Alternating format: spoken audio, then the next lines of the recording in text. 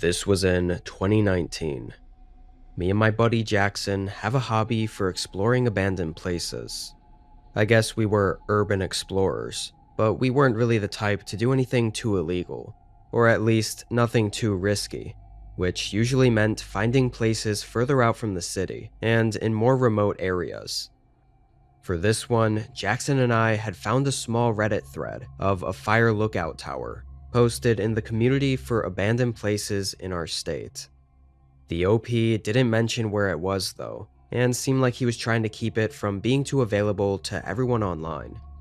I tried my luck at messaging him directly, and although he was hesitant, I eventually was able to get the coordinates from him, so long as I didn't pass it around to everyone else and ruin the spot. When we looked it up on maps, we could see there was a structure there, so it all looked legit. There weren't any other posts or anything on it though, so it really seemed like the place was completely forgotten. We packed up and headed out there on a Monday morning. Getting there was a bit sketchy. No trails really, and no clear sightlines of where we were headed. Just had to trust the GPS. The woods also had this really strange feeling.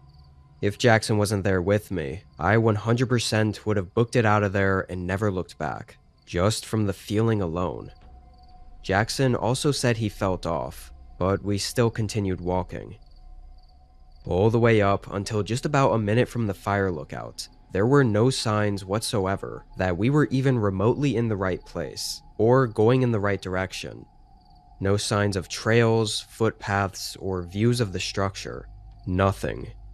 It wasn't until we were literally 30 feet from it that we even saw it for the first time.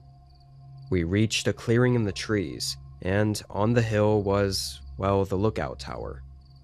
It wasn't exactly the kind we were hoping for, but I was just happy it existed and the GPS got us there.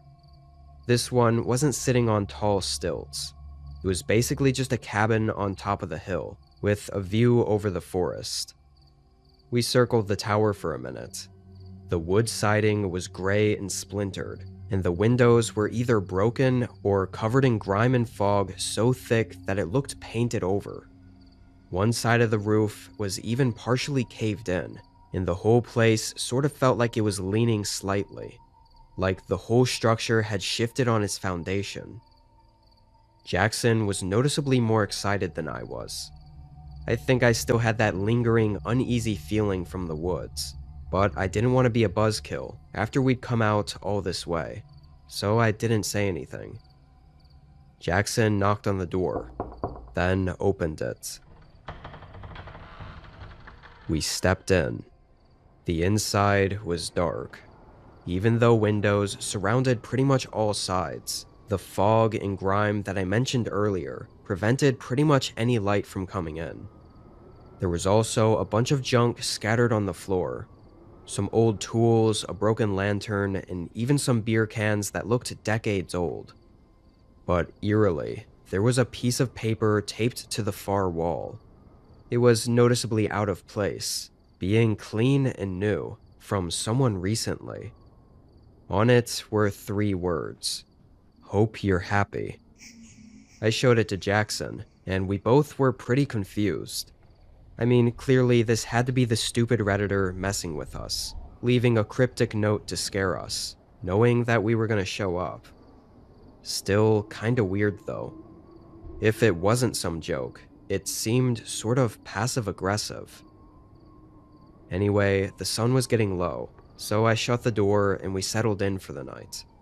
I got out the camping stove and started boiling water to make ramen for dinner. Strangely, that whole night felt off. We didn't really talk for a while. I made the food, we ate, and just sat there, listening to the breeze make the cabin walls creak. Neither of us sparked up a conversation, which was really unusual. Just felt like there was almost this dreadful feeling. And I can't speak for Jackson, but I assume he felt it too, since he didn't speak either. Eventually, when it got later, we both got in our sleeping bags and fell asleep. When I woke up, I remember opening my eyes to the pitch black room and hearing just the slight creaks of the cabin.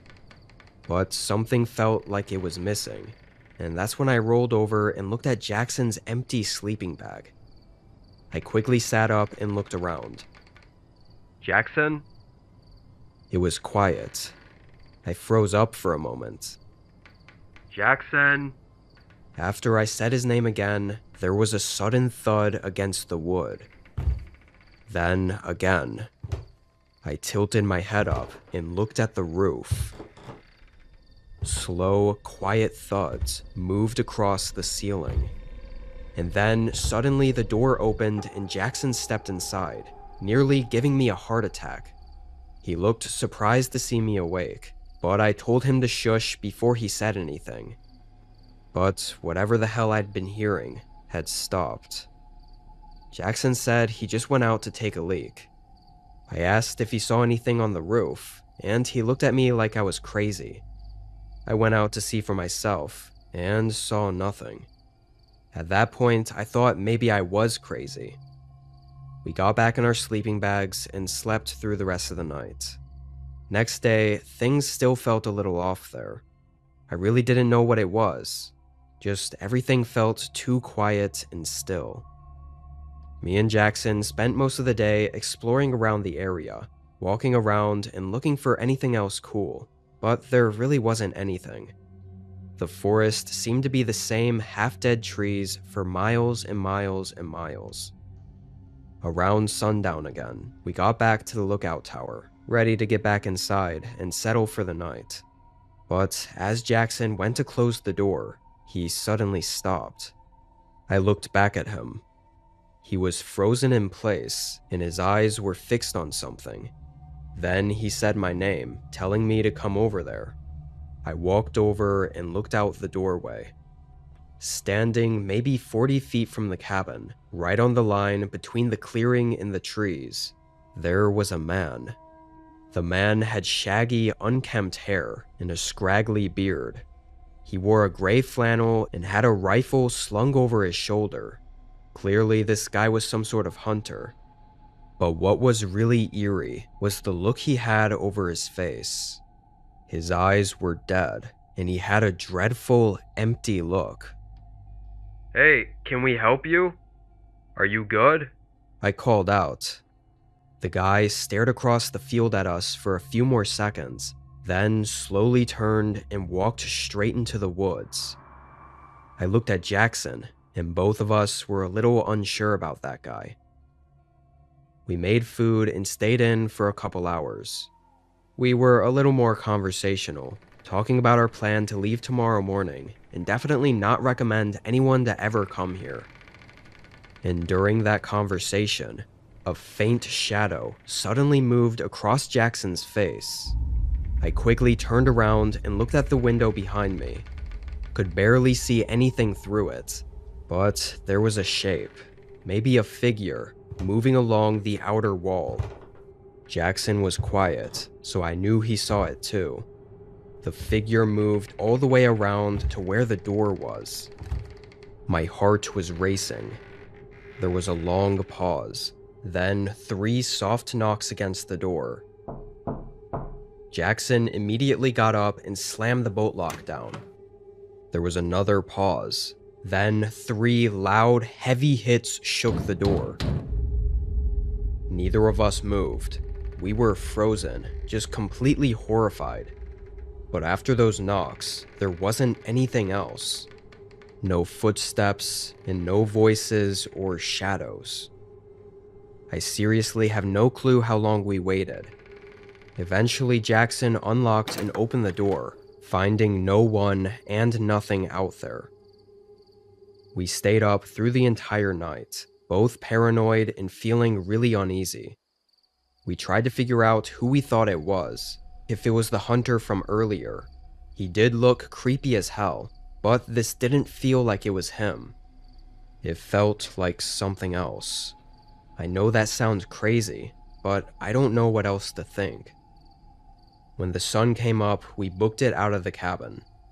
The whole way back through the woods was just unsettling and eerie, like we were being watched. When we made it out, the first thing I did was check on Reddit with the OP who gave us the coordinates to ask if he had any weird encounters at the lookout tower. But the post was removed, and the account was deleted. Honestly, I think the guy had similar encounters and experiences, and likely that's why he left the ominous notes of "Hope you're happy." Jackson and I are still great friends, and still actually explore abandoned places. We've had other encounters, but none like this one. Both of us are still genuinely freaked out about what happened during the 2 nights we visited that lookout tower, and have no idea what it was that we experienced there.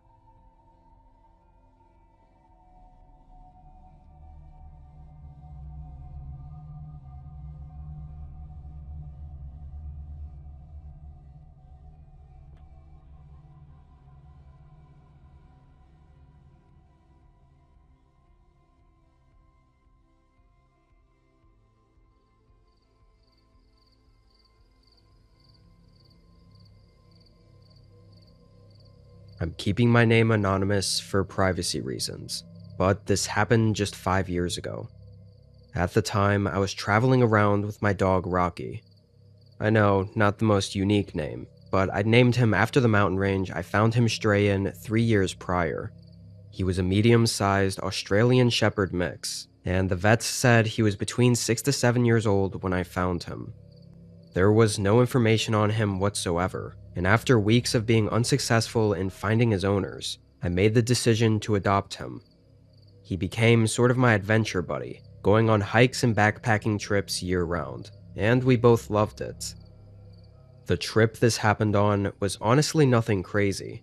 It was just supposed to be a 1-day in, 1-day out backpack along a firebreak trail to a retired lookout tower. I really couldn't find too much info on the place, at least not up-to-date info. Best I could find were some really old rules about it being a non-rentable, first-come, first-serve public rest shelter with a 3-night limit. But like I said, that info was super outdated. I didn't care too much to do any more research than that, because I wasn't even planning to stay the night in the tower. The idea was to reach the ridge, take a look around, and hike another few miles down to a creek with a small tent campsite. However, this whole idea fell through, as when me and Rocky were about 30 minutes out from the tower, dark, heavy clouds started rolling overhead.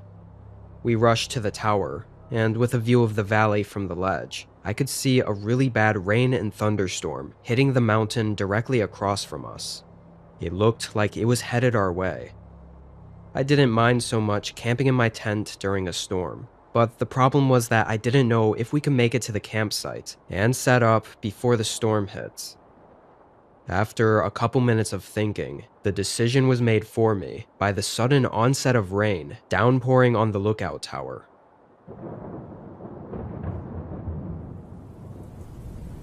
So I decided to hunker down inside the tower with Rocky, at least to let the storm pass.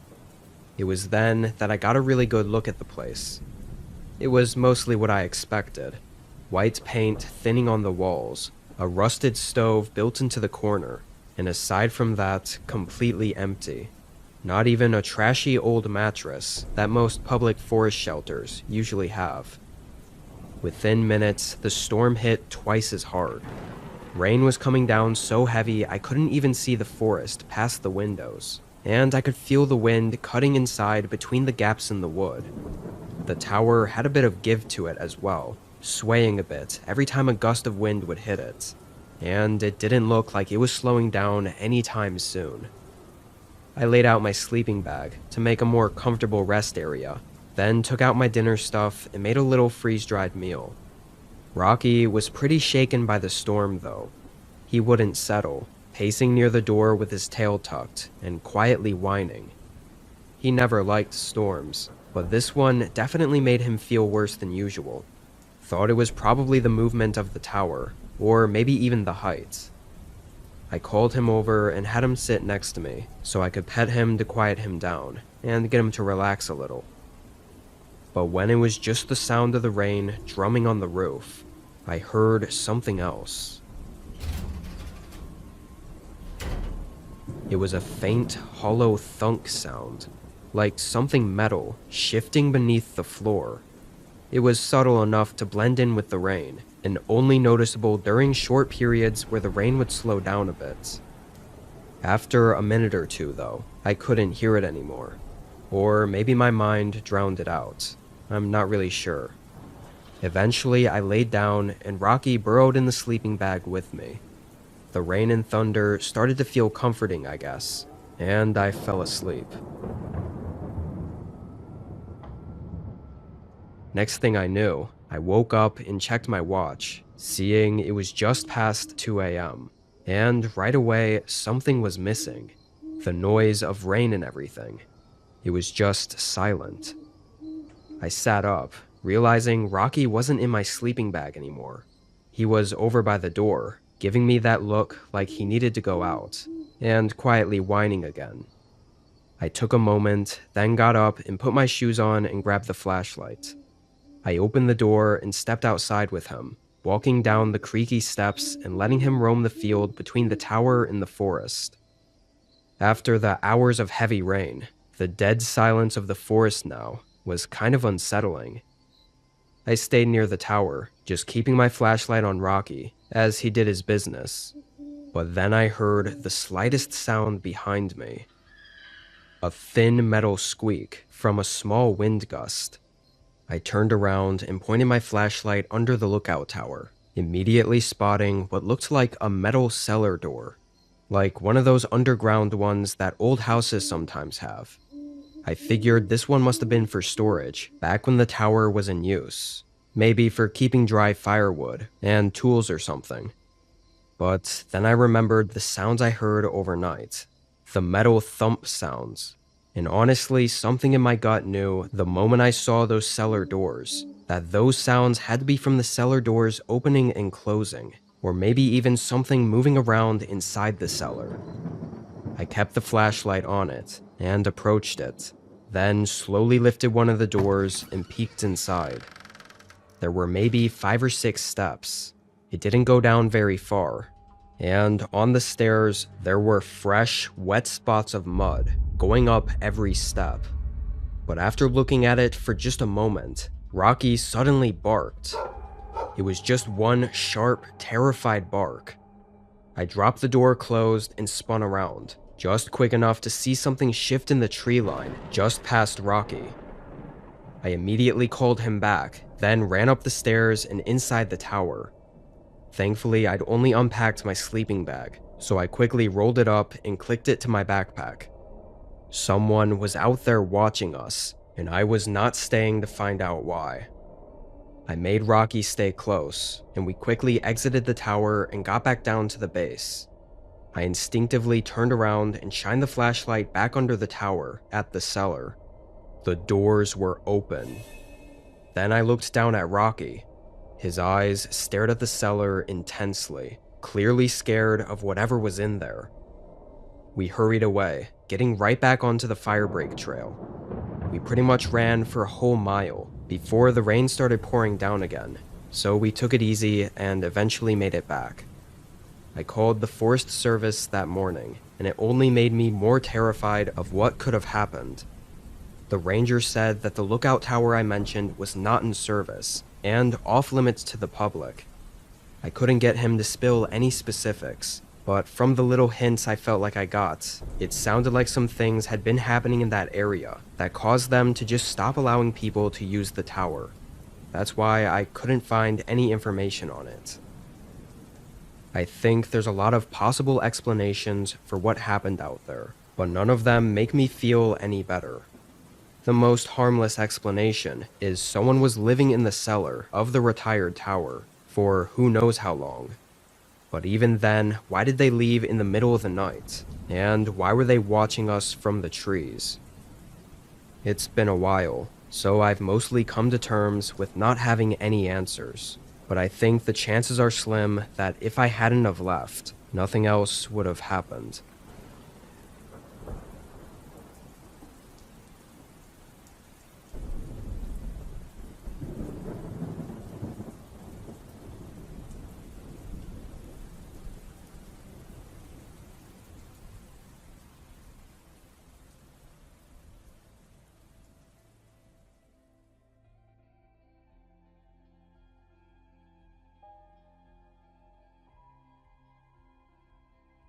This happened 3 decades ago.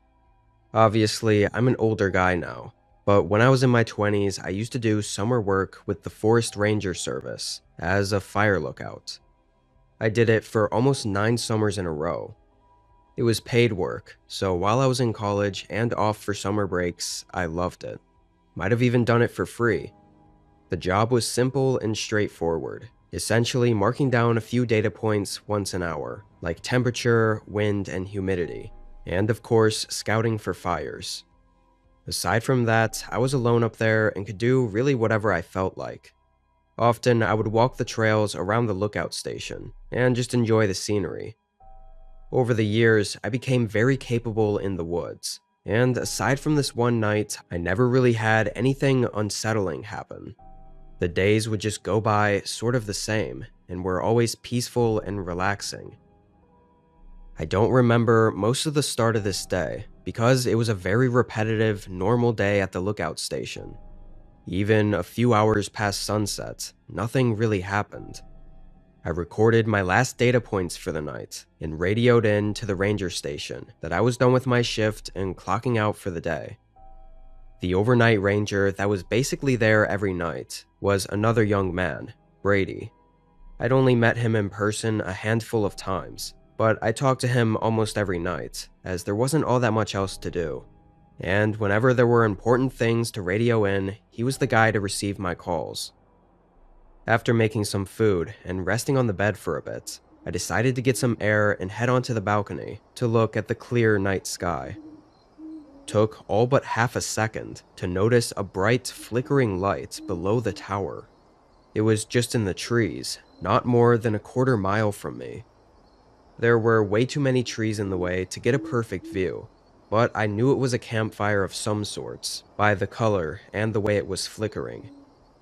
Now, at the time, there was a campfire ban due to dry weather, so this was actually a pretty big deal that needed to be sorted immediately. I radioed into Brady, asking about permits and if he knew who could have been out there. But he said he had no clue, and that no permits were handed out to be camping there that night. I told him exactly where it was, and that it was strangely close to my lookout station. Brady told me since it was so close to just go let the campers know to put it out and to not even worry about making them leave or anything, even though they didn't have a permit to be in the area.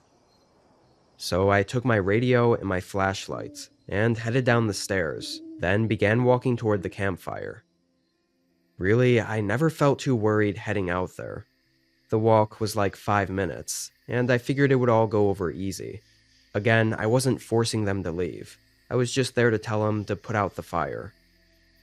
After a short walk, I got to the campsite. But it really wasn't a campsite at all. It was just a fire, with no one around it.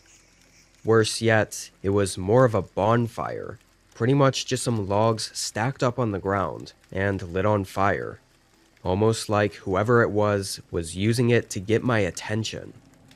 I called out a few times, but got no responses. I remember starting to get creeped out, shining my flashlight around for a few minutes. The whole forest was quiet though, and it didn't seem like anyone was around. I radioed into Brady, telling him that nobody was around here, and that I thought it might have been some sort of prank to kind of lead me into the woods for no reason. But Brady didn't respond. I radioed again, but it was just static, which in my 9 years of doing this, I'd never not gotten a response. I knew this was not normal. A chill hit my body, and I kicked over the logs and buried the fire, then hurried back through the woods to the lookout station. I was shining the light around frantically, questioning why I even listened to him and went out there. When I made it back, I ran up the stairs, and right when I got to the top, my stomach tightened and my heart started racing. The whole place was ransacked. I had never felt so terrified and fearful in my entire life. I quickly used the main station radio to try contacting Brady again, but with no luck, I then radioed in to authorities that something really weird was going on. I didn't know what to say, but that someone was trespassing and messing with our stuff. I had to make the decision to either stay at the lookout or hike out of there. And even though it was dark, I chose to hike out. I felt like staying, knowing there was no way out if whoever was out there came back, was the more risky option. The hike was a well-defined trail 3 miles down to the ranger station, where Brady was stationed at, and then another mile to the road. I barely packed anything, and quickly left. The whole hour of hurrying through the woods was awful. It was so quiet that every step I made felt like it was giving me away. But I felt relief when I saw the dim lights outside of the ranger station. I called out Brady's name as I approached it, until I noticed the door was wide open. I walked inside, and Brady wasn't there. From the looks of it, he had walked outside for some reason, maybe to check on something he heard, then just vanished. I was out of there within seconds, running to the road and eventually meeting the cops there a few minutes later. They searched a huge perimeter over the next few days. Brady was never found. The whole fire thing was some sort of planned distraction, and I'm assuming they did something near Brady as well to get his attention and get him out of the cabin. Then again, I'm not sure. To be fully transparent, the state kept everything tightly under wraps because this happened in a fairly big touristy park in the state. Back then, I guess it was way easier to keep it all hush. You'd be surprised how often things would just go unheard, let alone when the state didn't want it to be known. That was the year I stopped going there during the summers, and as far as I know, nobody else ever worked at that tower after me. The listing didn't show up any years afterward. Even all these years later, though, I still constantly wonder what really happened that night, and how close I was to going missing just like Brady did.